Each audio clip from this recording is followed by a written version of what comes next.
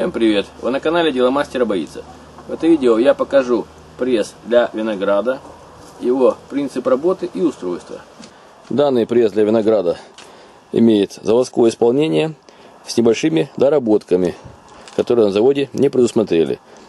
Он состоит из поддона, в который собирается сок, из винтового пресса, который имеет крупную резьбу. Здесь все было хорошо, но подшипник стандартный Хачения, который стоит на месте, уже рассыпался, поэтому он был заменен на обычный шариковый подшипник. Здесь есть сам поршень пресса, который выжимает виноград. Довольно увесистый, выполнен из толстого металла, потому что на него идет большая нагрузка.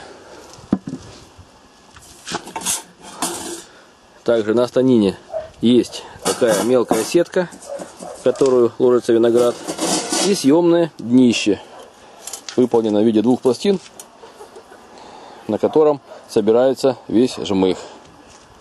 Для того, чтобы сок из винограда не брызгал в стороны, я сделал такой небольшой экран из ведра пластикового, который одевается сверху, а также крышка от того же ведра вверху, для того, чтобы сок не летел в верхнюю часть.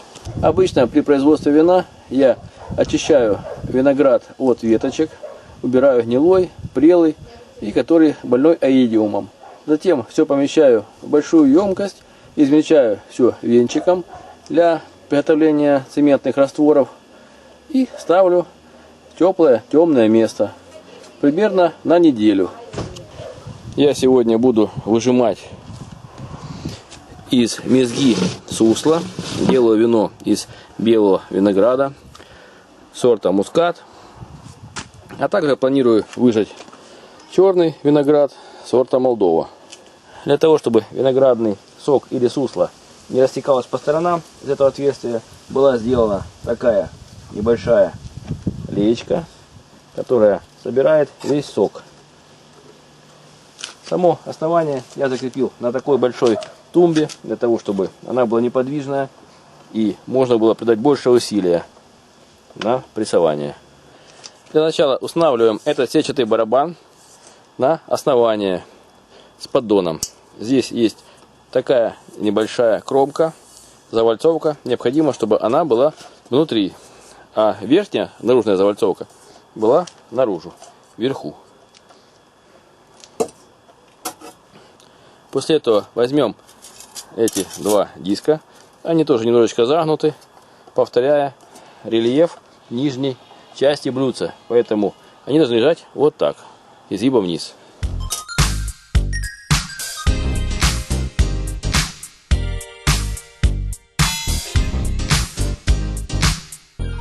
После этого необходимо взять мезгу и наливать ее в этот барабан, пока она не поднимется до уровня 5 сантиметров от верхнего края.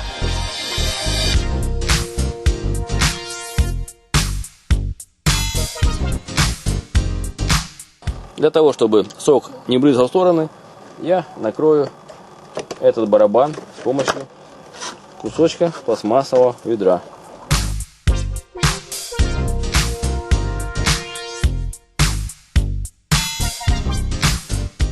Вот, сусло потекло.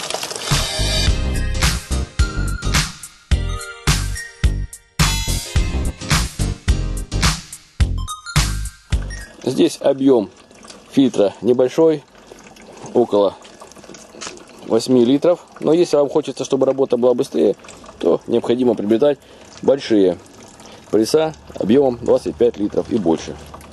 Затем помещаем сверху металлический поршень. Здесь есть в нем отверстие, для того, чтобы вино перетекало из низу вверх и опять же стекало туда в ведро. Затем берем этот винтовой шнек, одеваем сверху часть ведра, чтобы вино не брызгало вверх, и начинаем закручивать этот шнек в пресс. Начинаем крутить плавно, без рывков.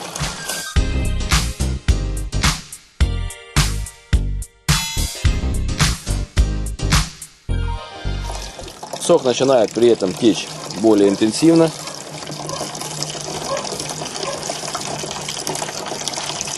Здесь очень удобная рукоятка. И можно крутить большим усилием, не боясь, что она поломается.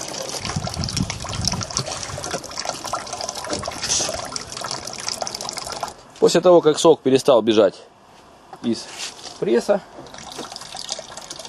мы еще немножко поджимаем поршень и ждем, пока окончательно не стекут остатки сока. После этого откручиваем шнек пресса.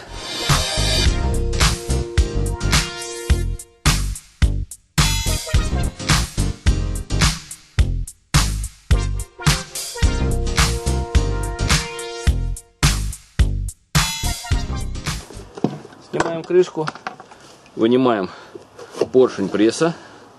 Здесь на нем немножечко остается сока, поэтому выливаем его внутрь в сетку, он опять же попадает в емкость для сбора сока. И поднимаем всю сеточку. Здесь внутри видно жмых, который уже почти сухой. Осталось его вынуть из барабана. Переворачиваем другой стороной барабан и выталкиваем донышко.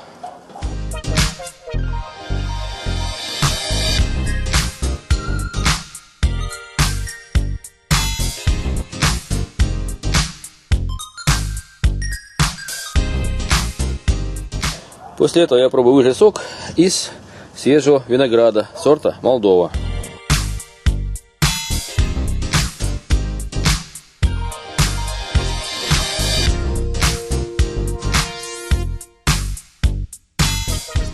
И прижимаем. И начнем прессовать.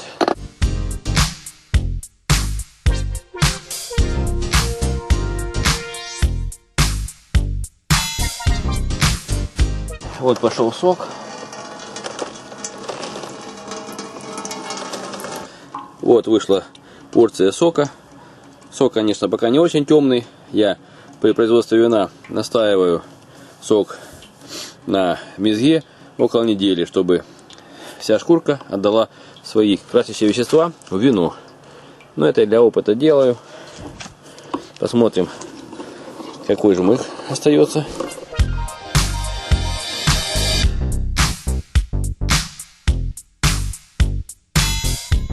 Видно, что весь виноград раздавлен. Хорошо, сейчас я достану шкурки и посмотрим на степень его отжима.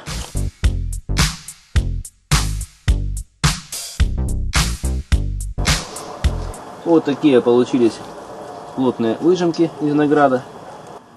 В принципе, можно выдавливать, но лучше он давится, когда хорошо перебродит и шкурки будут тоньше, он отдаст свой сок. Из белого винограда, если хорошо постараться, можно получить такие сухие таблетки.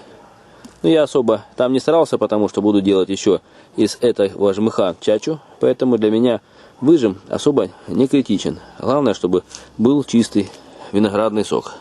Вот у меня стоит вино из винограда Кудрик. Я его отжал примерно около 3 недель назад.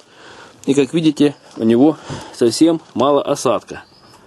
До этого, когда я выжимал обычным мешком из сетки, то где-то было примерно половина бутыля осадка. А сейчас 1/5 часть. Это говорит о том, что пресс хорошо работает и меньше пропускает всевозможных посторонних частиц. И вино будет чище и ароматнее. Вы были на канале Дело мастера боится. Смотрели видео, как работает пресс для винограда. Заводского исполнения. Пишите свои замечания, комментарии, ставьте лайки. Будьте с нами. Всем пока.